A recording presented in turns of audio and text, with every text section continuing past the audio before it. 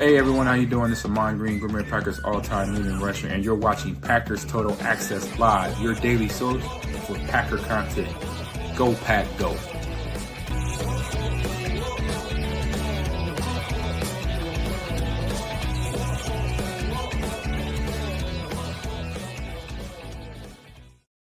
What's up, guys? Welcome into the Packers Total Access pregame show. My name is Clayton. You can check us out on packernet.com. Find me on Twitter at Packers_access. Joined alongside Jacob in Wisconsin. We got Tim in Green Bay to break down this Packers-Bengals matchup as we are just a little over an hour from kickoff. Hopefully everybody's had an awesome weekend. If you guys would, please hit that like, hit subscribe. If this is your first time tuning into PTA, welcome. Thank you for making us a part of your pregame festivities. We're not experts, not insiders. We're not media members. We're fans just like you talking Packers on the daily. So if you just stumbled across this stupid little show, make sure you hit subscribe and click that bell icon so you're notified every time we do go live. Gents, how we feeling, man? We just got the actives, or inactives, I should say, that just dropped. Before we dive into that, how y'all feeling about this game going in, man? We got football again at 12:65. Let's go.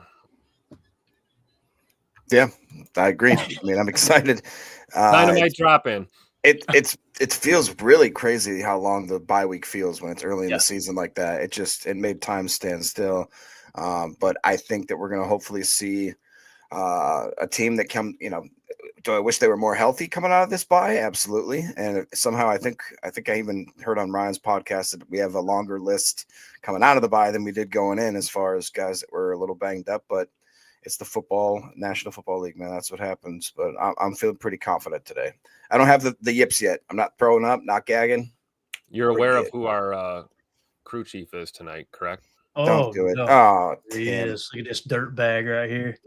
Why is it that presidents and officials always have to be 112 years old? I don't understand it. You know what I'm saying? Like, what are we doing as a country? What are we doing as a people, as a human race, that we think, the guys who are going to make all the important decisions today are let's try to get them in the slowest point of their life. You know what I mean? It just doesn't make sense. So anyway, hopefully everybody is ready to dive into this. We're going to start with the inactives. Just came down the pike. Dominique Yates tweeted out, Packers announced kicker Brandon McManus with the quad is inactive. So Lucas, and I've heard this said about 6 different ways.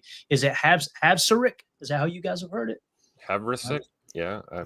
Close enough for me. Yeah, Havsarick. So is the active kicker for the game. He signed with the Packers on Saturday. And then, of course, we got the entire inactive list here from Pete Doherty, who said Packers kicker Brandon McManus with the quad is inactive. So recently signed Lucas Havsarick is Packers kickers today.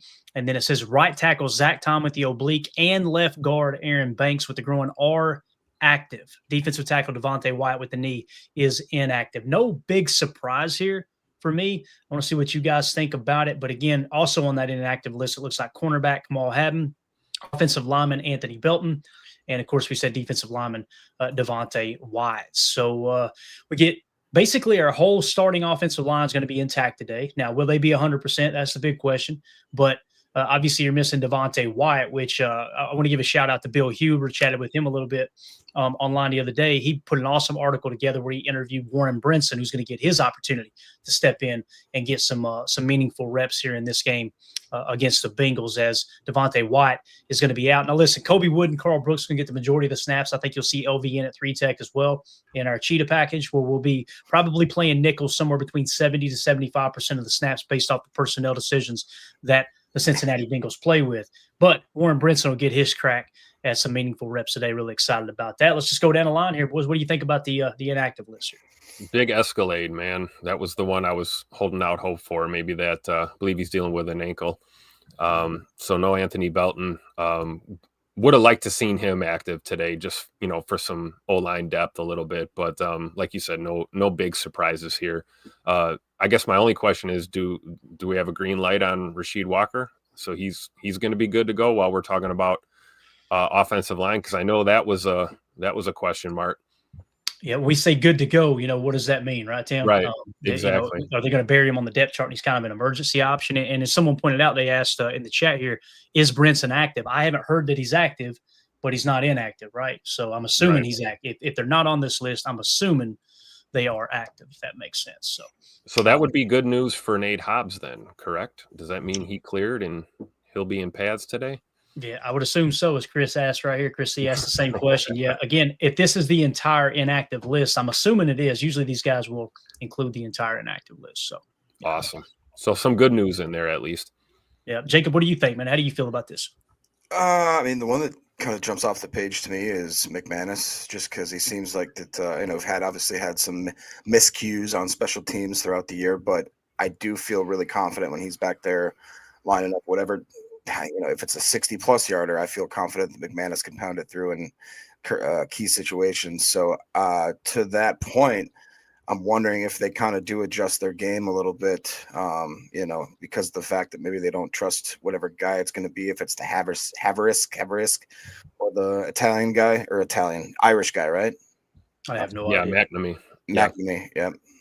So I don't know, man. It just makes me feel a little uneasy, but if we can kind of put together a good effort on offense and defense, I don't think we should have to rely so much on special teams coming down to a clutch kick, hopefully at the end of the game. Now I say that and I'm watching. I just jinxed it. No, you hit the nail on the head, because that's what I was thinking too. Let's get the ground game going. Let's be effective in the pass game. Let's score touchdowns. Let's not worry about field goals. Extra points are 33 yards. Every kicker in the NFL should be capable of hitting extra points. So I'm with you, Jacob. Let's not make this a game that comes down to a last second 60-yard field goal.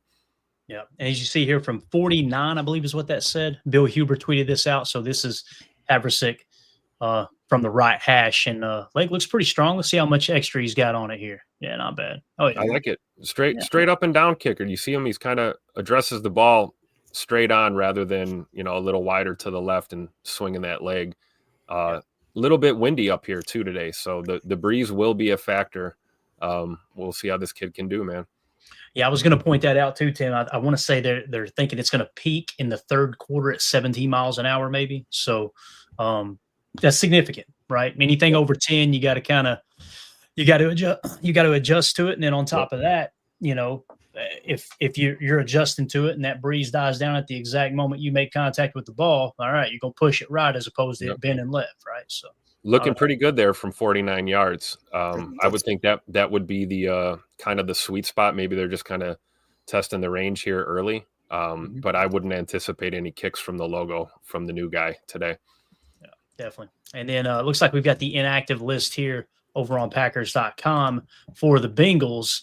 Cornerback Marco Wilson, guard Dylan Fairchild, wide receiver Jermaine Burton, tight end Cam Grandy, defensive tackle Jordan Jefferson, and defensive end Shamar Stewart, all inactive for the Bengals. So their first-round pick in Shamar Stewart will not be playing. Their starting left guard is not playing. So pretty significant there. And again, the fact that depending on whether they run weak side or strong side, the majority of the time, whoever's going to be in that one tech, which typically does line up from the defensive perspective, let's just say from the offensive perspective, the A gap left, they're probably going to get an opportunity to go up against Dylan Fairchild's backup guard there. Obviously, as we play a lot of 1 and a 3 combo, unless it's a passing situation where we might go with like a double 4-eye and a couple wide 9s on the outside. So going to be interesting, man, to see who their backup guard is and how he fares against the interior of this pass rush. Obviously, Devontae Wyatt being out, going to be a little bit different otherwise. So let's see here. Nick McSwain, y'all remember a few years ago when Crosby and the Bengals kicker missed like 5 back-to-back kicks? No, I don't remember that. Nope. The Bengals stuff, Wildy was talking about this the other day, man. It's interesting. Like the Packers-Bengals games always get out of whack. Yeah. I mean, like it was the Packers playing the Bengals when Brett Favre hit Kendrick Taylor for that touchdown, right? When he took over as quarterback. And then, as they pointed out too, one of my earliest memories as a Packer, not my earliest memories, but one of my fondest memories as a Packer was, you guys remember they were playing in Cincinnati and the fan jumped out of the crowd, ran down, took the football from Brett Favre and ran off the field with it, and they had to tackle the guy. It seems like you're going to get your ass kicked in that. Every time we play the Bengals, man, something weird happens. For sure. So, all right, let's see. I'm going to comb around on the old Twitterverse here real quick. If you guys want to keep going, just keep chatting for a second. We'll see if any other news is broken. Shout out to Mr. Larry. Good game day afternoon, everyone. Let's go. We're going to need all the help we can get from the home crowd today. I hope they're nice and loud. Get loud, Lambeau. Let's screw up Joe Flacco trying to get those calls in. He's still trying to figure out his call sheet and his cadence with a new team. Home field advantage is a real thing, especially in the friendly confines of Lambeau Field. So get loud today, boys and girls, if you're out there. Yeah, to kind of the guys that aren't going to play for them, it might not look that big on paper, but I think Dylan Fairchild, him not playing, they've kind of leaned on him, although he's a younger player with an offensive line that's already pretty banged up. Like you said, Joe Flacco expected to just walk in there, command the offense, and to somehow slip through. And if he even has anywhere near, I don't remember the exact stats, but he didn't wow against us when he was with the Browns. Like he had, I think, no touchdowns, an interception, like 100 and maybe 50 or 180 yards passing or something like that. So it wasn't like he wowed anyone with his performance. And I don't think that I expect anything better than that this time around either, with, like I said, the way that offense is playing. But let's not forget, he does have two of maybe the best wide receiver duo in the league to do it. So we'll see. Absolutely.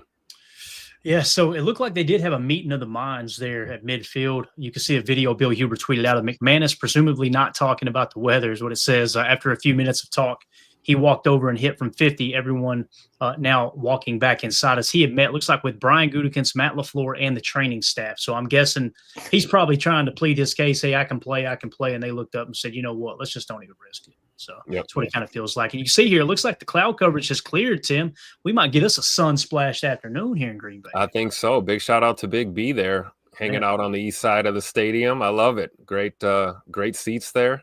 It's looking like it's clearing up, which is great. But yeah, like we said, as the afternoon progresses, we get to that third and fourth quarter.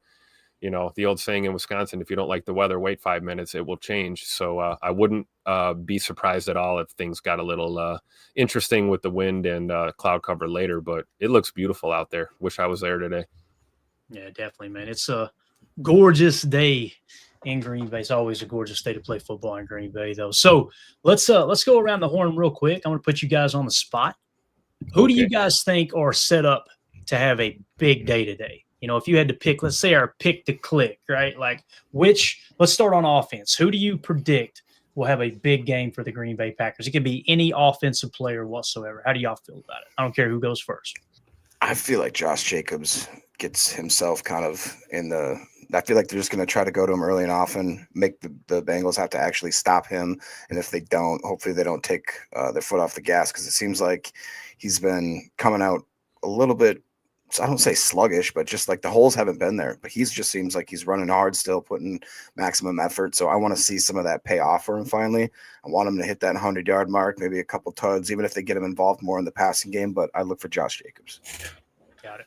Other than the obvious Jay Money, who I will say 100% of the time, every time, is going to have a great game on offense, I'm going to go with my boy, the one and only Romy Rome in the house. I think Romeo Doubs puts together another great performance, proves to be steady Eddie, like Jacob would say. And I'm anticipating, I don't know if I'll have 3 tutters again, but I think it's going to be a big day for Romeo Doubs out there in the offense. It seems to be the big talking point on offense is one portion of the fan base thinks that Jordan Love's going to have a big game, and then the other side is they think Josh Jacobs is, right. Listen, when you play a team like the defense that the Bengals has, pick which one you want to do. You know, I mean, that's just based off of what's happened up through the first 5 weeks of the season. But they've struggled to stop the run. They've struggled even more to stop the pass. Based off the weather there, obviously no rain in the forecast, should be gorgeous there. I don't think the wind will affect the passing game much. It could affect the kicking game a little bit. So this just kind of feels like the closer we get to the game, I'm kind of feeling like they're probably going to air this thing out on them a little bit. Sure. I would love to see maybe pass to set up the run. Yeah, but I would love to see Josh Jacobs kind of get going too. You use these type of games. That's why I understand what Jacob's saying. You use these type of games to get a guy kind of, off the schneid, if you will, right? I don't want to say he struggled, but the offensive line struggled. This would be a good game to kind of tee off on their defense and really try to get the running game going as well. So absolutely. Yeah. We know the strength on their deep. Well, I don't know if I'd call it an absolute strength, but their best foot forward seems to be their safeties. We did the PFF kind of breakdown earlier this week. So something that you're right. If you've got a decent run game, you can soften up that secondary a little bit, get your safeties downhill. That gives you an opportunity to take those shots down the field. Yeah. Great point. Nick McSwain in the chat says, need to get Golden going. He hasn't been bad by any means, but would like to see a breakout game from him. Yeah, and that's when you're thinking about this too. Obviously, Christian Watson's going to continue to be out this week. You look at the wide receivers. Golden has statistically gotten better every week, right? It seems like every week they're amping it up a little bit more. Now, he took one away from Wicks last time we seen the Packers play against the Cowboys, obviously. But I could see Golden having a big game here too. You know, their corners are suspect. Their safeties are the strong point of their defense, I guess you could say, other than Trey Henderson, which that's not saying much, right? In terms of the DB room, the safeties are definitely better than the corners, according to PFF. So you may see Golden on a shot play here, man. We might finally get it, Jacob. That'd be exciting. Yeah, I mean, the chat sure is some Josh A437 says Golden. I think he likes gold. We always talk about how he leads the league in separation, and if they finally do click, he can explode. I think that's a great point. Actually, I was just looking. Mr. Matthew Golden is slated at 42.5 receiving yards as far as his over-under. So that's kind of where they've been just hovering him for the last 3 weeks, is right in that early kind of lower 40-yard mark.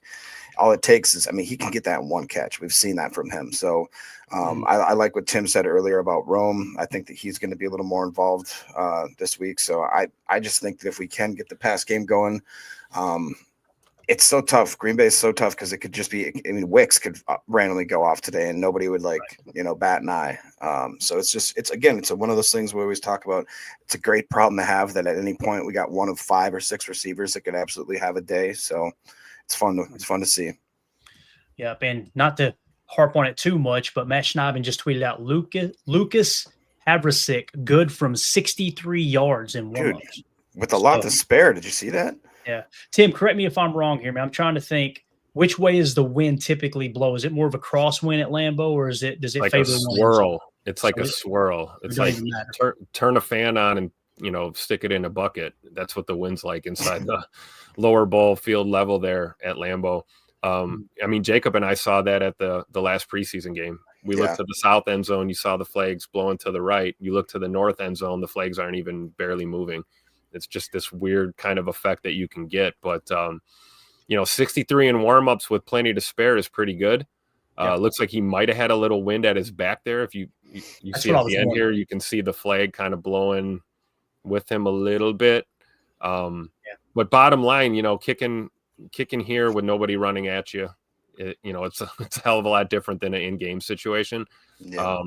But hey, you never know. This may be an opportunity that if they feel like he's good from out there and we absolutely need one, maybe they do let him try. But I would anticipate as the game progresses, like you said, Clayton, with the forecast, if the winds are going to increase as we get through the afternoon, that will definitely be probably a contributing factor to how they make their decision, whether or not to send him out for anything, more than 50, 55 yards, Yeah.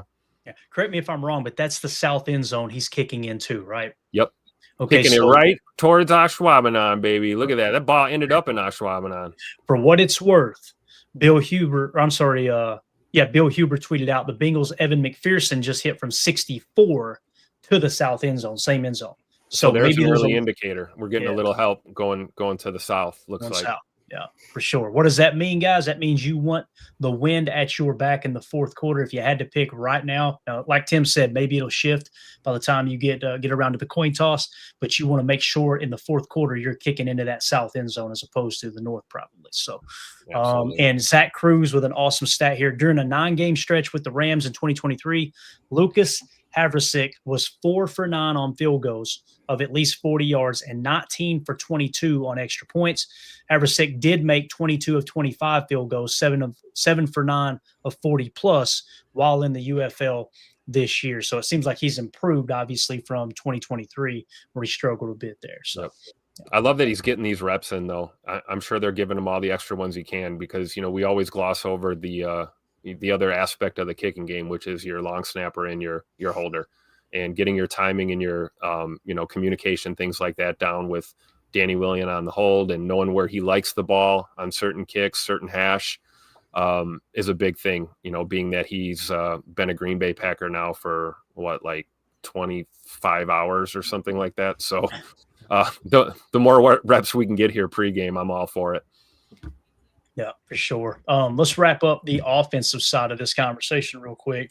Biz 1987 said we could try to do the normal thing, run well to set up the pass. All right. It's a little easier said than done, though, right, Biz? I mean, everyone would love to run a game plan like that. Hey, let's run on first and second down. If you don't pick up the first down, you're looking at a 3rd and 1, and then go play action and, open everything up. But obviously it doesn't come that easy in the NFL. Andy Monday said, let's get crafty. I would not be surprised if Tucker Kraft had a big game, man. I don't think people realize what he's doing with his opportunities, man. He has been excellent this year. And if he gets the same amount of targets that some of the top tight ends get in the league, he's leading in pretty much every category right now. I guarantee you that. So what do you guys think about Tucker Kraft's opportunity? Obviously, their linebacking core looked pretty weak too, according to PFF. Yeah, absolutely. Yeah. I think he's going to contribute in the run and in the pass game. Honestly, we talked about some of those, block and release leak plays, and then let Tucker turn upfield and get those yak yards that we all love so much. But I think the target, him not getting the targets that some of these other top tight ends are is just due to the fact that, we have this gigantic wide receiver room. We've got multiple running backs that can get it done for us, not just running the ball, but even in the pass game as well. But Tuck Norris is that blue collar guy, man. He's going to do whatever he can to help his team win. But I'm with you, Clay. I would not be shocked if we saw a Tucker Kraft touchdown or two today and, 80 to 100 yards receiving or something like that. He's proven to be a weapon in the pass game for sure. Yeah, it's interesting you bring that up because Tuck Norris does so many things so well. I think he's really underrated blocker, the way he helps out in the running game. And also we can see how acrobatic he is sometimes with some of the catches he does. It's really rare that he just gets a really easy catch. He catches in the numbers, you know what I mean? He's extending, he's leaping, he's doing diving catches in the end zone kind of thing. And like Tim said, the yak, I really just love watching him when he gets the ball. And he seems like he almost has like a supercharger, like you're playing a Nintendo game or something. And when he's at home and he gets that ball and he starts hearing that crowd roar, it seems like that just literally like supercharges him, like the old school 80s wrestlers where they like powering up while they're mid slap, and to that point real quick, he's slated at 50.5 receiving yards. And that's the highest out of any of the receivers or tight ends. So no block, no rock. It's funny. You mentioned the old wrestlers and how they got powered up, Jacob, because I think there was some illegal activities going on there as well. Don't ask Randy what's in his little chest. I tell you, every now and again, I just get on a little kick where I'm like, let's go find some Randy Savage videos on YouTube. Just a little. Yeah. I'm saying he did a little tooting. I think he did quite a bit of tooting, to be honest with you, man. So, speaking of tooting, H.E. Solder said we really need Jenkins to have a day. This kind of goes hand in hand with what you were saying, Jacob. You want to get that running game going. I would love to see Elgton Jenkins have an awesome game here today, man. That would be phenomenal if he could get cranked up and get that running game going there on the interior. Yeah, I agree. We try to keep it positive on this podcast always, and then we kind of get to the point where it's like, if you see something, say something. Right. What is your analysis so far of Jenkins moving to that center spot? I thought it'd be the way they talked him up and everything. I thought it would be more of an easy fit, but to me, it feels like we're kind of experiencing some turbulence there. Am I crazy? He would have been dominant center, 3 years ago, 4 years ago, and that's why I think he's been an above average center, in my opinion. Maybe even closer to average than above average. I don't think he's been bad, but when you're paying a guy that kind of money, you expect great play, right? And I think this is, like you said, we try to be positive, but if you see it, you got to say it. I think this is why Goody didn't want to give him any guaranteed money. He wants to be able to make the decision to move on next year if he struggles this year. And listen, I'm just going to say it too, and this may piss some of the Elgton Jenkins fans off, but I really don't care. You skipped all off season, man, and you come in and the guys that are playing next to you have been banged up the whole time. So you've been without your guard, your starting left guard, right? Which means that's created this turnstile over there at right guard. So you don't have that cohesion that you're looking for on the offensive line. Zach Tom out too. So that causes some things to shift around. So, if you want to look at it from that perspective, I can see that might be why he's struggling a little bit, but also, man, it's on him. He made a decision. He made a business decision. I'm not dogging him for it. I'm just pointing out the obvious. You skipped all off season. You come in, thought this was just going to be an easy thing to do, and you're kind of getting your ass handed to you a little bit. It's what it looks like, at least in the run game, in my opinion. So yeah. I don't know if that answered your question or not. No, it didn't. And I think Nick McSwain makes a fair point too. If to play devil's advocate, he says the line has barely played together. I think that they all get better the more that they're healthy. I don't think I could argue with that. I would agree, and I would think Big E gets a little bit better progressively throughout the season too. We talked a lot about Micah too. Micah Parsons missed a lot of preseason program as well. And it's taken him a while to kind of get up to full speed. I'm assuming something similar there for Big E, but clearly I think Elton Jenkins is, if you asked him, he's probably more comfortable at left guard. I think that's where he would prefer to play. So moving him to center, we know he's capable. And I think Clayton makes a great point that, 3 or 4 years ago, if we had Elton in that position, he might have never gave it up and he would have just been our center and still would be playing center for us. But I got enough faith in him that I'm going to let him play his way through it. And I think if we get some continuity on that O-line, I think everyone will pick each other up and play will get better across the board. It's just been too inconsistent so far. Right. I do think they'll get better as the season goes along as well. And again, today would be a good get-right game. And notice that's not, oh, yeah, guys, this is going to be easy. No. If there's a game, though, where you want to go out there and, all right, guys, let's put the league on blast here. Let's put them on notice like, hey, look, we're getting our crap together. Last 2 games haven't gone quite the way we wanted them to, and this is the game to do that. Now, if we come out and try to throw it all over the yard, you can't dog the offensive line for maybe not having that consistency and getting the running game going if you decide, all right, we're just going to come out and pass a lot, right? So that's something else to take into consideration as well. So true. All right, let's talk defense. Jacob, I'll start with you. On defense, who do you think? What's the player that you think is just going to come out and have a great game today? Like, all right, this is the dude that I think he's due, or hey, he's playing great football. Who do you think, if you had to pick one player on defense that's going to show up and go, man, he showed up against the Bengals to get the job done? I mean, it's going to sound like the most boring answer ever, but after listening to the way that Parsons did his interview in the last couple of days, just him, I love the fact that he just seems like he takes full accountability of that defense almost personally. He talked about how he wants guys to come out and be pissed off. He said it like 5 times. He's like, I want to be pissed off. We just let 40 points go to a team. There's no excuse for that. And he said basically the last 2 weeks are unacceptable, that he wants to see the guys come back and have their state of mind kind of refreshed and revamped.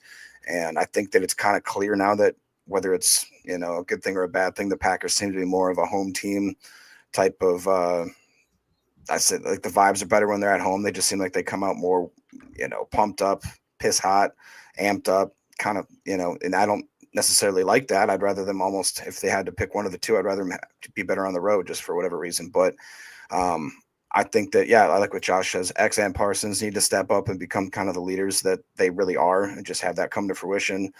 I don't necessarily need, 5 sacks from Parsons, but it'd be nice to see a bunch of pressures and him just kind of more. I want to see if his conditioning has gotten better throughout this time and see how long he can stay on that field, what the snap rotation looks like. And I honestly think that low-key Gary could have another crazy good game, just because I just find it hard to believe that Flacco is going to be able to come behind that offensive line and just start throwing, heat-seeking missiles with just like 3 days in there. Tim, what about you, Bo? Evan freaking Williams. Hey, nice. I'm going to go with the secondary because I think, you make a good point, Jacob, but I think Cleveland, I keep wanting to say Cleveland. I think Cincinnati, let's be honest, Flacco's got some weapons. He's got Higgins. He's got Jamar Chase. They're going to make an effort to throw the ball today. And I think it's going to come down to our secondary. I got a feeling 33 is going to give us a hell of a game. And then also Carrington Valentine in a supporting role. He's due for a big performance. So I'm looking at corners and safeties today, but definitely Evan Williams and CV are on the mind for sure. Got it. Dave C in the chat says Xavier McKinney is due. Completely agree there. So we'd love to see him step up. Coach Lynn says Cooper, along with J. Cole, says Edgerrin Cooper. It does kind of feel like Edgerrin Cooper's due for a big game. That would probably be my pick here. Because, again, I don't think they're going to look to throw the ball, just take deep shot after deep shot, although they do have Jamar Chase, who has battled illness all week. It sounds like he's probably going to play. Obviously, he wasn't on the inactive list, so he is playing. But I could see it being something that maybe Cooper stands out in coverage at that midline. The fact that they'll probably be looking to check it down quite a bit, get the ball out of Flacco's hands pretty fast. So if he does try to hammer a slant or a dig there, I'd like to see Cooper get an interception today. That would be absolutely awesome. That'd be awesome. Kind of like the Seattle. Especially when we talk about the cheetah package. We might see a little bit of the cheetah package today. I mean, you're going to need your backers to be on their P's and Q's, right? Yep. Great opportunity for Edge Coop. Yeah, no doubt about it. And speaking of Xavier McKinney, I know somebody mentioned him in the chat. Packers just tweeted out this video. X out there warming up. He's good to go. Obviously sponsored by Tiki Brand. But, yeah, Brandon Dowd in the chat says, X need to make some plays today. Flacco will be throwing quickly, so pass rush may be neutralized. And that's the thing, too. The way that you neutralize that is to play aggressive, play bump and run, right? If you want to go man coverage heavy. I want to see a lot of cover 6 look today. I think it's time to get your cover 6 out there on the field, get that on the tape now so we can maybe steer back around to some of the cover 3 looks later on. Just try to confuse Joe Flacco in that regard. I was amazed at Sports Talk this week how there were people that seemed to think that Joe Flacco just cut us up when he played us against when he was with the Browns. It was not the case at all. He struggled all game long. So I don't think it's going to be something where he's going to be a true difference maker in the game. However, you just can't overlook this opponent, man. Obviously, you can't do it. So no. Hopefully, we learned our lesson in that Cleveland game. We might have been a little guilty of chalking that one in the dub column a little too soon. So hopefully we learned our lesson. Yeah, definitely. All right. Y'all want to go around the league real quick, get an update on what's going on in the rest of the National Football League? That sound good? Yes. All right. So obviously we got a few games that have a little bit of a impact on the Packers season here. We'll start to dive into them. So let's just go around the horn real quick, starting off with the Cardinals at the Colts. Let me make sure this is up to date real quick. I apologize. Just want to make sure. Okay, there we go. Now we're up to date. So Cardinals at the Colts, it's tied 24-24. There's 9 minutes left in that ball game there. So it looks like that's going to come down to the wire. Now, listen, the Cardinals, they're not even playing Kyler Murray today. So obviously they're trying to rest him up. Maybe they'll get him back next week for the Packers matchup. Hopefully that doesn't happen. Also, I think Marvin Harrison Jr. might have left this game with a concussion. I don't know if he returned, but I think he did leave the game at some point with the concussion. The Colts looking strong, though, but Cardinals and the Colts are tied up there deep into the fourth quarter. Oh, here we go. Cardinals actually just took the lead 27-24. So obviously Arizona being 2-3, you want to keep an eye on them in the NFC. So next, you get the Chargers at the Dolphins. The Chargers are leading that game 26-20. No surprise there. They're 3-2 on the season. And the Dolphins are sitting at 1-4, staring 1-5 right in the face. So it's just wild, man. I remember when Coach McDaniels was he was the darling of the league. You remember that, Tim? He came in and listen, man, what he done in the running game, revolutionizing the running game on his coming up in the game of football and coaching is phenomenal. It's so many things that are implemented in many offenses across the league right now. But boy, oh boy, he's kind of proven he's not a head coach, Yeah, it's tough. And then, losing Tyreek Hill doesn't help you either. It goes from bad to worse. It seems like one of those years. Looks like Dolphins are well on their way to a 4 or 5 win season or something at the rate that they're playing now. But any given Sunday, you never know. And looking at the Chargers too, we've seen them look really good, and then we've seen them look cheeks too. So it's really difficult to kind of judge. Still time left in that ball game. You never know. Yeah, definitely. All right, next you got the Patriots at the Saints. Patriots are taking care of business. 9 minutes left. They're leading 25-19. I just got to look real quick. I got to see what Drake May's doing, man. He's having a really good year. 15 of 21, 223 yards passing, 3 touchdowns, no interceptions. So Drake May just continues to play well for sure. Spencer Rattler not looking too bad considering he's got no pass pro. Yep, great point. Love the ad choice up here too. You notice that bone on bone. This knee sleeve will transform your knees back. What have I been complaining about, guys? The old hip and the knee. They're listening. They're always listening. So, there you go. What do you think about Drake May, Jacob? This seemed like the Patriots got their next franchise quarterback, man. Yeah, I think that he's maybe one of the more underrated young players in this league. I think that it's hilarious that I mean, that whole quarterback draft is starting to look like those guys are going to be pretty talented and kind of be that next kind of echelon or wave of quarterbacks that you'll see for the next 10 to 15 years. As we see like the Joe Flacco's and the Aaron Rodgers and those types of players fading away, you see this new era of quarterbacks coming in. It also is funny to me that somehow within all of all that hoopla that the Bears managed to pick the one guy that people are like, I don't know, still, like, is he going to be good? And he was supposed to be the best we'd ever seen. He was supposed to literally crap gold and everything's great. So I'm not gloating yet. He's still young. He could definitely become a good player, but it's starting to just look like we just know the type of player he is. But I don't know, man. What do you think about all that stuff, Tim?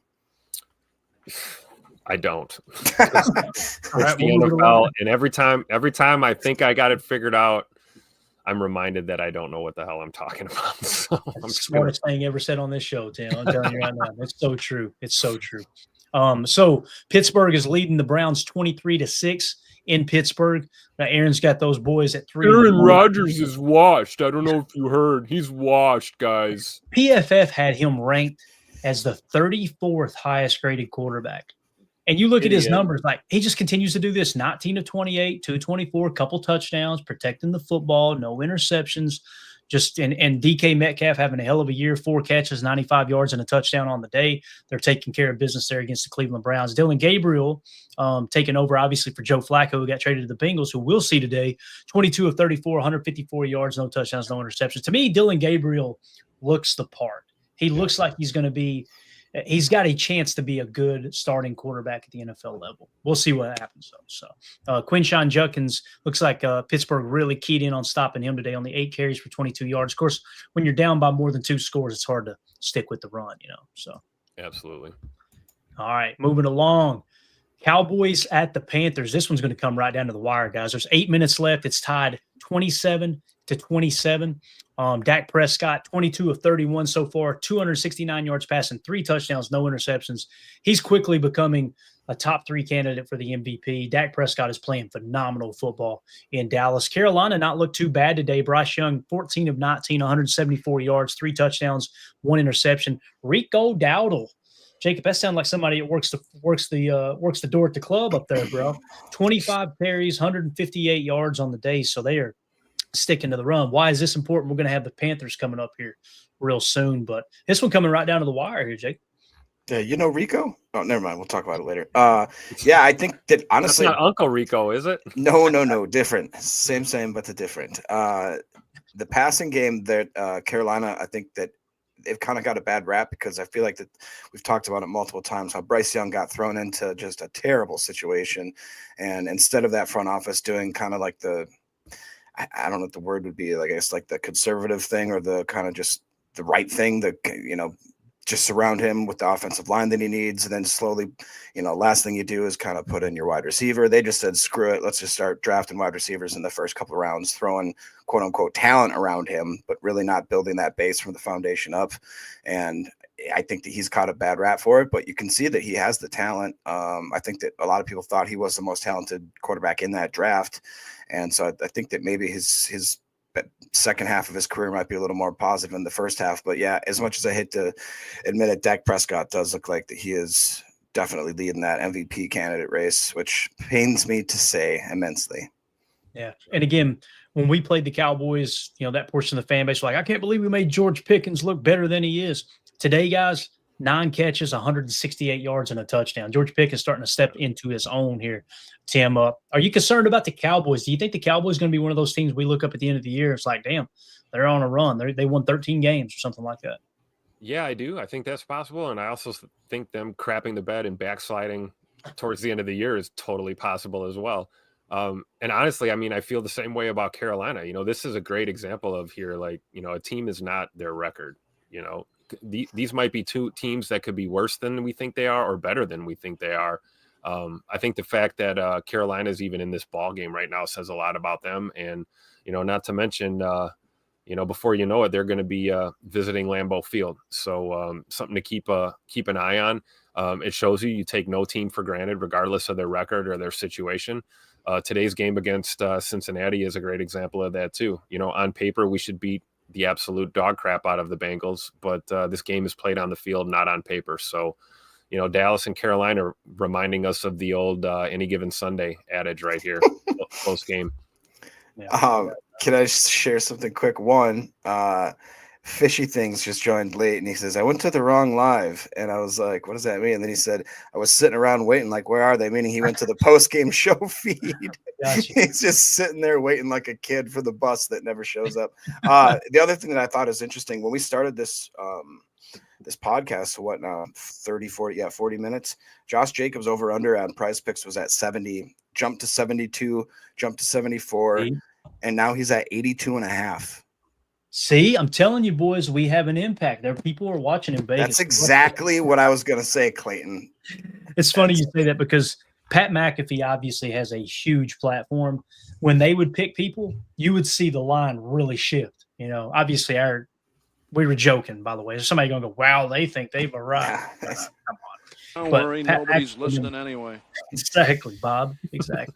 So, yeah, it's funny, though, watching him react to that because they were like, holy cow, since they had mentioned X player or whatever, right? Insert player's name, their line shifted. I mean, it went nuts on FanDuel one day, which is wild to think about. That's way more power than I would ever want to have for sure. So, all right, Seahawks at the Jaguars. We're obviously Jaguars fans in this one. There's 7 minutes left.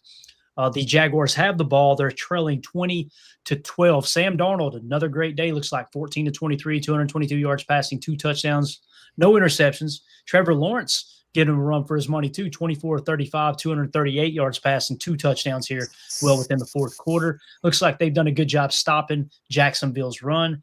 And really both teams have kind of contained the run really, really well. Jackson Smith and Jigba, 7 catches for 150 yards and a touchdown for the Seahawks. And then on the opposite side, Brian Thomas Jr., another great young wide receiver, 8 catches for 90 yards and a touchdown as well. So you want to keep an eye on that one because the Seahawks are 3-2, obviously in the NFC, and could have playoff implications for the Packers on down the road there as well. Maybe Fabio will give us another one of those impressive game-winning runs for a tutter like he did last week, right? Yeah. No doubt. I look at that game and I see the difference because, like you said, the 2 quarterbacks playing pretty good, although it looks like Trevor took 6 sacks already. So that's a big difference maker there. Yep. Looks like it's 2nd and goal for the Browns right now. It's still 23-6. Not that it matters too much, but I kind of like watching Aaron Rodgers from a distance. You know what I mean, man? Just kind of keep up with what the old man does. I'm still rooting for a Packers-Steelers Super Bowl. That would be absolutely awesome. Hell yes. Let's go. Did you guys get kind of emotional? I can't remember if it was last week or the week before where Rodgers at the end of the game was looking for Jonesy. And he's like, where is he? Where is he? And then they met and hugged. I was just like, oh, man, that hit me right in the feels. Yeah, and if you guys and he said, I love you, Jonesy, but not enough to go be quarterback in Minnesota. Right. And the cool thing about that whole friendship, when they drafted Aaron Jones has told this story, and he got emotional talking about it. He said that Aaron came up to him. They were just a few weeks into the season or whatever, right? And he came up to him and said, hey, man, I just want you to know you're one of my favorite people in this organization. He told Aaron Jones that. And he's like, man, what that did for me and getting my career going, because, you're drafted a little later, and obviously they took Jamal Williams. They took that same year as well. Mm-hmm. So you're second guessing yourself, and a young player, man, sometimes that's the difference between a player living up to his expectation and not, is maybe not having that confidence you need to go out there and just play free. And that's what Aaron did well. And it's funny because the mainstream media always made him out to be this evil person, this bad teammate, all this stuff. It was just hilarious because when they asked their teammates that are not named Greg Jennings or Jermichael Finley, everybody loves him, right? So it's just funny how that works for sure. So Rams at the Ravens. So the Ravens obviously are not playing Lamar Jackson. There's only 2 minutes left in this one. It's all but over. Rams came to play 17-3. The Rams are going to get this win. They got the ball. They're going to improve to 4-2. Matthew Stafford was 17-26 for 181 yards and a touchdown. Looked like they just they recognized early in this game the Ravens weren't going to be able to move the football very effectively without Lamar Jackson. So they just that's what I'm talking about. Playing the game in front of you. Don't try to get too cute. Listen, if the other team struggles to score, they can't move the ball, Tim, then just control the clock, get enough points to win the ball game, get the hell out of there, man. Yeah, and you got everybody in Baltimore right now saying playoffs? Don't talk about it. Playoffs? You kidding me? Playoffs? I just hope we can win a game. Another game. Tim, they were a darling going into this year too, man. I mean, now you look up and they're sitting at 1-4, about to be 1-5. That's just wild. Jacob, did you have that on your bingo card this season, man? Yes, clearly. I knew it was going to. No, obviously not. I think was that AFC North. That might be the most surprising hierarchy of where the teams are at this point. It looks like that the Steelers are going to pull out another one. So what would it be? Pittsburgh and is Cleveland would end up. Have they played the Ravens yet? Who has the tiebreaker there? Because they'll both be one team wins, question. right? I think that's how it works. I think they played them once. I think they did play them in week 1, I believe. But yeah, like you said, I mean, obviously not having Lamar is going to completely transform what that team does. It just completely transforms. And we always talk about how no team is one player away. It gets a little dicey when you start talking about a quarterback and what they do is just as far as being such an absolute lethal weapon, a double two-headed monster like Lamar is. I haven't worried about him passing game and the run game. It's going to be interesting to see how they bounce back, if they can bounce back whatsoever. I mean, you look at Derrick Henry still, he's doing his thing, but they had to feed him 24 times to get 122, no touchdowns. It's just, you can't really win, like you said, doing that. That's a great point, Jacob, especially when you take a quarterback like Lamar, can beat you with his arm and his legs. That's a huge facet of your offense. I can see how Baltimore's entire game plan had to be shifted when you don't have Lamar under center. Yeah, I don't think Cooper Rush is going to light anybody up with 35-yard scrambles or anything. So Right. If you guys and gals would, please take just a quick second, hit that like button for us, hit subscribe. We appreciate y'all making us a part of your pregame festivities. We're closing in here about 30 minutes from kickoff, just going around the league, giving everybody an update who may not have access or maybe you're on the road. One of the greatest compliments we got the other day when we did our live stream during a week where the Packers were playing a primetime game, they were like, man, I put your show on live and listened to you go around the league, and it was a blast. So appreciate everybody, like I said, hanging out with us. We do have, I think it's bad news, and then we'll move on from the Rams game, but Jordan Morgan at right guard instead of Sean Ryan during warmups. So they did not take my advice saying, hey, let's put Kennard at right guard. And if Jordan Morgan, if you don't need anybody on the left side, just put Jordan Morgan on the bench. I just don't like Jordan Morgan on the right side, man. I hope they don't continue to hurt his confidence. But then again, if I'm trying to think positive, maybe this is the game where he comes out and puts it together. Let's hope that's the case. But also in this game, if you looked at Derrick Henry's stats, if you just looked at Derrick Henry's 24 carries, 122 yards, you probably think, oh yeah, the Ravens are probably winning this game. The fact that they're losing by 14 points with the running back, it's a perfect example of I'd much rather win games than worry about the stat column. Our running game struggled a bit this year. I would much rather have that dub, right, than look it up and go, okay, our receiver has 150 yards receiving or our running back has over 100 yards rushing, so play the game in front of you. Thought that was interesting, though, that stat line. Let's move it along here to the next game. Let's check in. Actually, that's all the live games. And, of course, the game that's already finalized this morning, the Broncos barely squeaked by the Jets 13-11. Tim, look at Tim laughing. He sees that big goose egg down there. Let's go, baby. Couldn't happen to a better person than Aaron Glenn, right? Amen. And a better organization than the dumpster fire Jets. Yeah, Jets are going to jet, no doubt. And then, of course, the Giants beat the crap out of the Eagles the other night, 34-17. Jacob, I'm going to give you the floor here because I know you love your boy over there. Scatterboo. Scatterboo. Look, this dude. Somebody tagged me in a tweet. I need to find this tweet. I'm going to go try to find it real quick. You guys will crack up at it. But obviously, Jackson Dart, they're calling them the frat boys, Scatterboo and Jackson Dart. Jackson Dart, 17-25 for 195 yards. I want to say he was the 5th or 6th quarterback on our draft board. We were real high on him, caught a little flack for that. But Scatterboo, 19 carries for 98 yards and 3 touchdowns. Jacob, you have the floor, sir. Yeah, man. I mean, how can you not like that guy?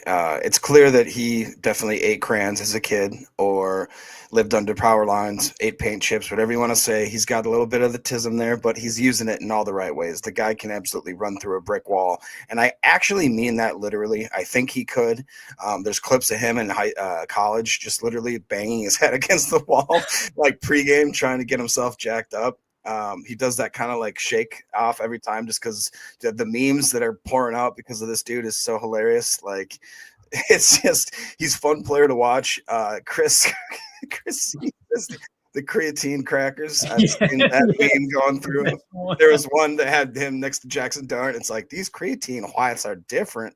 And it is just fun to see a guy like me. The only thing that I worry when I watch a guy run like that is thinking that he's going to last 3 to 4 to 5 years tops. I mean, he's putting his body through so much pain, but he runs every play till the whistle. And he does that thing that I remember, if you guys remember, I'm on green.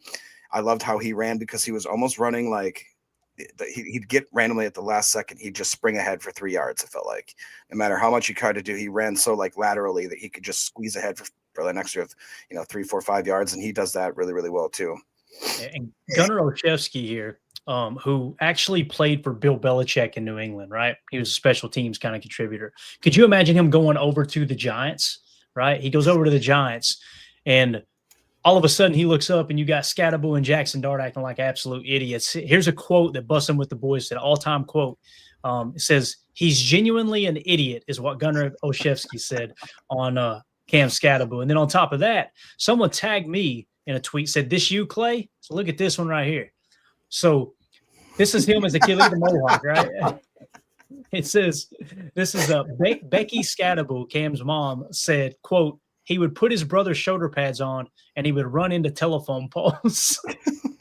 Tim, what the hell's wrong with this guy, Tim? I love it, dude. I love it. Looking like a young Clayton right there in that picture. Yeah, he got a tadpole head too, doesn't he? Look at that. He does. I love it. Hey, but you know what? you got to respect it, man. It's kind of a throwback to the old school. He looks like Spike, right? From the Little Giants, bro. He's the real Spike. Yeah, whoever this is, Wet Bulb the Immortal, tagged me in the tweet, said, "This you, Clay?" Yeah, I just hit him back with a no, maybe. Shut up. All right. I didn't know if it was a compliment or not, to be honest with you. How dare you? He's a lot of Cam Scatterbull's a lot of fun to watch for sure. He plays the game the right way, that's for sure. Tim, did you get a chance to watch him at all the other night, man, in that game? Yeah, I saw a little bit of that game flipping around. But yeah, I mean, like I was saying, a throwback to that old school. I'm just going to play with reckless abandon. If I get hurt, I get hurt, whatever. Right. I'm going to go out and just play this game as hard as I can. And it's really nothing new. You see his mom talking about it. He's been like this his whole life. I can imagine what that was like when he was a kid trying to, keep him alive while he's running himself into telephone poles on a daily basis. But hey, that kind of stuff, it will take you far. And we don't see a lot of that hard nose as much as we used to in the NFL. And it's always cool when you see, a running back playing with that kind of attitude. It almost reminds me of the old, it's like Walter Payton, a guy that was trying to just punish the tackler rather than be tackled by a defender, Right. But, to Jacob's point, it's true. You wonder how long you can ride that wave before, something catches up with you out there on the field. But it's exciting to watch, I'll tell you that. And I think a lot of people, Jackson Dart included, that was a guy we had our eye on in the draft board, in the draft process. And he's proven to be one of these handful of these rookie quarterbacks here in the league that looks like they could have a long, long career. Dude, there was a meme I was going to send you guys last night, and it said something like, "Honey, don't go in the garage and drink beer and watch Cam Scatterbull, Mike Allstott, and Peyton Hillis highlights." And it's like, got it. And then it just in the front while listening to Creed, and then it just blasts Creed while they're Love it. And I know Chris had said in the comment, he was laughing at the tadpole comment. Here's the origin of the tadpole comment. Me and Mandy started dating in 2000. All right. I took her home this was like the second or third time I took her home, right? And she was hanging out with, not that kind of take her home, Jacob. We were hanging out with the parents, right? Took her home to meet Mama. And Mama broke out the photo album. And I'm thinking this is going to be a home run, right? I was a cute kid. I wasn't a bad-looking kid, right? They break out this picture where I'm less than – I wasn't walking. I was that young. I was probably I started walking when I was 11. I'm just kidding. I was probably about 2 years old, maybe a little less, right? And they got me all perched up in this yellow jumpsuit, and I'm like leaned forward. My head's closer to the camera, and I'm thinking, oh, yeah, she's going to like this, I'm over there spitting game. She looked at that picture and said, "You look like a damn tadpole. Look at the size of your head." I'm like, really?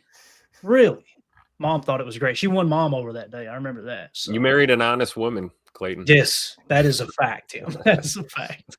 So update on the Colts-Cardinals game. The Colts now lead 31-27. There's 2 minutes and 56 seconds left. It's at the pretty much midfield. Cardinals have the ball. Jacoby Brissett is their quarterback. Brissett is the quarterback today. Where's Clayton's head at? He's playing like smoked brisket right now. I might have to DoorDash some brisket from Southern Crab Barbecue here in a minute. Shout out Southern Crab Barbecue, sponsor the show.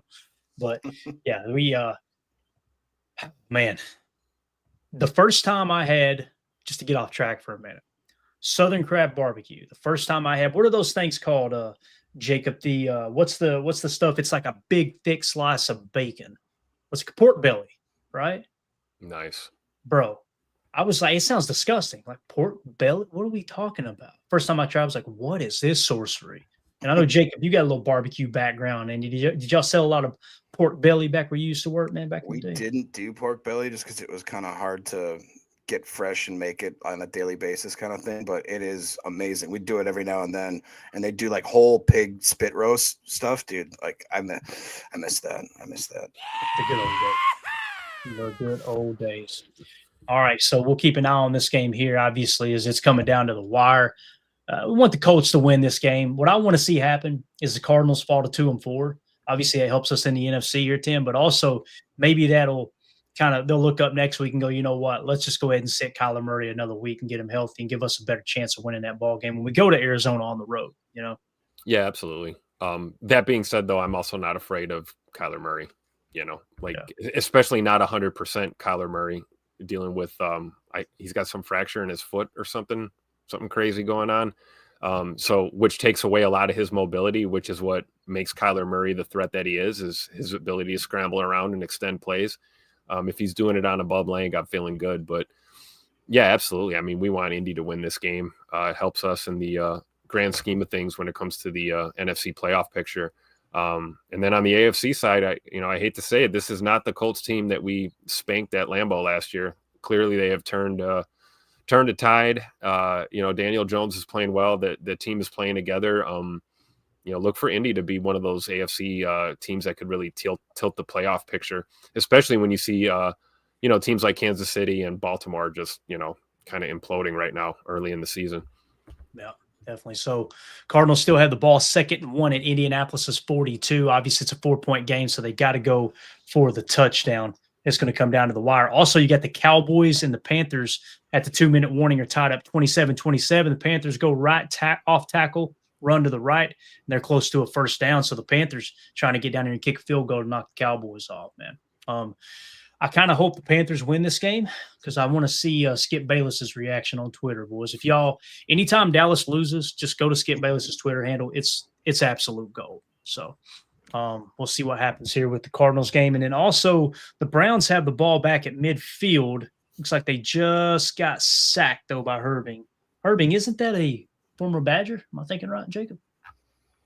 Herbing, maybe? I think you're right, but I don't think that's how we say it. Gotcha. And the Seahawks are winning 20-12 right now as well. Let's hit refresh real quick and see what happened here. We just probably on a TV timeout with the 2-minute warning. Nope, we're still driving there. Indianapolis's 9-yard line now. Holy cow. So here we go, guys. A minute left. We'll wrap this one up. We'll wrap the show up with this final here as it comes down to the wire. I don't know why it's not on the screen right now either, but oh well. All right. Anything else you guys want to hit on as we wait for this score to come in here? Anything at all? Yeah, it'd be nice if the Saints could play some D, right? Mm-hmm. Yeah. Jacob, what do you guys think about Jordan Love's over-under for passing yards, 240.5? Do you think he's going to go Joe Flacco's at 215.5? Under for Flacco, over for Jordan Love. Okay. I agree. Jordan Love's rushing yards is 8.5. Josh Jacobs just settled down to 78.5 again. Emmanuel Wilson's at 20.5. Over. And then they got both. Go ahead, Jacob. Sorry. Both Matthew Golden and Savion both have a projection. Savion's only 2.5. Matthew Golden's 4.5. That's just one jet sweep, baby. Yeah.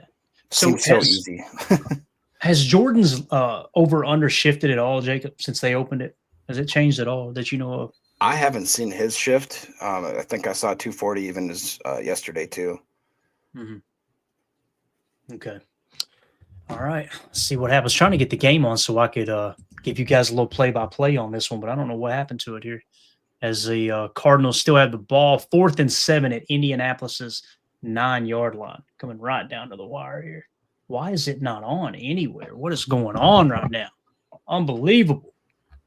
Unless it's already over and this internet's fell behind here. But 4th and 7, Cardinals have the ball at the Colts' 9-yard line. So this is pretty much the game here, right? I mean, of course, the Cardinals have 3 timeouts. So if they don't get it, then they just try to stop the Colts and force them to punt again. Soder with the super chat. Go, Pack, go. Thank you so much, Soder. We appreciate you, buddy. You are the man. All right. We got a final yet? Not yet. All right, we finally got this thing booted up. I'm going to give you guys a little play-by-play here. 4th down play. Oh, Trey McBride. He's lobbying for a penalty, it looks like, and it did not get thrown. So I don't know if he got held in the end zone. Cry harder. But it looks like the Cardinals just turned the ball over. So it's 1st and 10, Colts ball. And obviously they're at their own 9-yard line. So the Cardinals are going to try to call 3 timeouts and make them punt one more time here if they decide to run the ball 3 times in a row. Keep an eye on this one for sure. Let's go back out real quick, too, and just check the box scores on it because there's a couple other games that were close. Here we go. Panthers-Cowboys is interesting as well. So, Jacob, anything? No, I'm just getting excited, feeling the butterflies on my tummy, which lets me know we're getting close to kickoff here. I'm just excited. I want to see us come out. More than anything, I really want us to play clean football. I don't want to see double-digit penalties. I want to see Jordan Love, I don't want to say maintain the game, but just play within what he can do. Don't try to overexert himself. Don't throw the ball into stupid coverage. Keep that one interception at one interception. Get in and out. If you even have to, if it's 200 yards passing, a couple tuds, if it's a quiet, day, I want to see him use his feet when he can. And then that defense, I need the defense to turn around and make a statement game. Like Micah Parsons said, that take it personally. I would be pissed off as a team, as a unit, that you kind of got embarrassed on the national stage with the team or with a couple of games back to back that I think very much we could have won, should have won. So let's bounce back. Let's get the piss hot and let's come back with the W. And then join us, of course, in the postgame show where we can all geek out and have a great time together. There you go. Panthers just kicked a game-winning field goal. So the Carolina Panthers. Let's go. A 3-3 over the Cowboys, who dropped to 2-3. Yeah, that's awesome news there. So kind of control our own destiny a little bit more, playing the Panthers a little later in the game. Dave C got it there as well. So looks like the Seahawks are kneeling on it. So the Seahawks will get the win over the Jaguars. So they'll improve to 4-2. They continue to be a team to look out for there in the NFC. And it looks like with the Colts game here, with the Colts and the Cardinals, I think Jonathan Taylor just broke off a big run, maybe. So it's 2nd and 6, it looks like. I'll give you guys a little bit of play-by. Nope, they're kneeling it out. So there you go. All game. Colts, let's go. Colts beat the Cardinals. Panthers beat the Cowboys. Nice. Pretty good little day, right? Pretty good little day. Sorry to Emilio's papa. Sorry about that, man. Sorry, SA. Yeah. Yeah. He is the only reason I want to – he and Des, my little cousin – they're Cowboy fans. I don't want them to be so bad that I'm like, man, these people are miserable. People I care about are miserable. But I also know that if the Packers were sucking, that Des would be sending me a text message rubbing it in too. So all right. That's it, guys. We're out of here. Getting ready for a kickoff here in roughly 15 minutes or so. So appreciate everybody hanging out with us for the pregame show. If y'all would, hit like, hit subscribe. Thank y'all so much for spending your time with us. Special shout out to Soder with the super chat. Appreciate that, buddy. And, we'll be back tonight, immediately following the game for the PTA post-game show. I don't think it's going to be – I think it'll be closer than people think. I just look at every week like that with the NFL. But if for some reason the Packers are, up by a couple scores in the fourth quarter, we may go live a little early. The post-game show link is already created. So when you exit out and go right back into YouTube on our channel, you'll see the post-game show link. That's where somebody was hanging out expecting the show to start. And obviously, fishy things will be there for sure. Yeah. And you guys can use that chat. I'll be in there as well, just kind of using the chat while I'm charting the game today as well. So everybody enjoy the game. We'll see you guys immediately following. Appreciate your support. Here we go. Bye, guys.